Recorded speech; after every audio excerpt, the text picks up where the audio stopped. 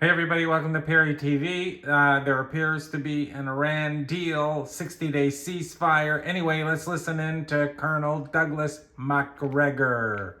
He's the best. And I've decided, for whatever reasons he wants to give, that I'm going to disengage from the conflict. I'm going to suspend hostilities, whatever. That's catastrophic for the Israelis.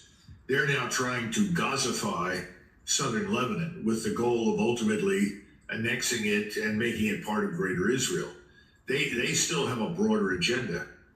At the same time, their position strategically is worsening because, in addition to the Iranian problem, they've now got a very serious Turkish problem.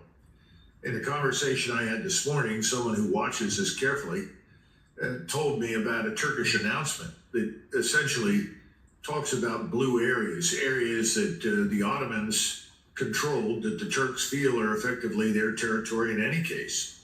And that includes parts of Syria and Iraq, as well as Lebanon.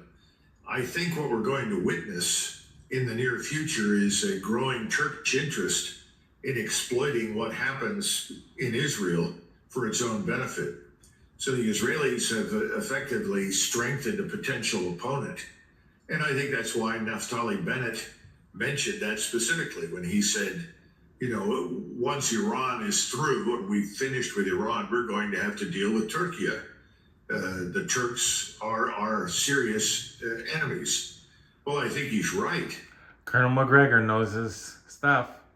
Of defeating Iran. Instead, what they're looking at right now is, how do we keep this war going? If the United States can't win it for us, well, we have to stoke it. We have to keep the fire from dying out. Because if the United States decides to disengage, what makes anybody think that the United States will come back and open a new front against the Turks? That seems very unlikely. And if you haven't defeated Iran, what would prevent Iran from supporting the Turks against us and Israel? And we haven't even talked about Egypt. Egypt is sort of a bubbling cauldron ready to explode. And I don't know if Egypt's run by the military. Not. There are a lot of people in Egypt that are angry that nothing has happened to Israel.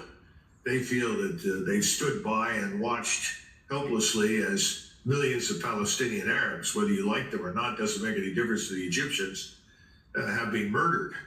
And they're asking, why have we done nothing? We are the greatest or the largest Arab state in the Middle East. We have a role to play. What are we doing? So I think there are a lot of other things happening right now. And based upon everything I've said, I think the pressure on Donald Trump to resume the war, to restart it, to once again begin the process of trying to destroy what is left of Iran and the state and its society is overwhelming. So I don't see how he can back off. It doesn't make any difference what the Crown Prince of Saudi Arabia or anybody else tells him. It's the understanding that if he doesn't go forward and he disengages, Israel may very well go out of existence.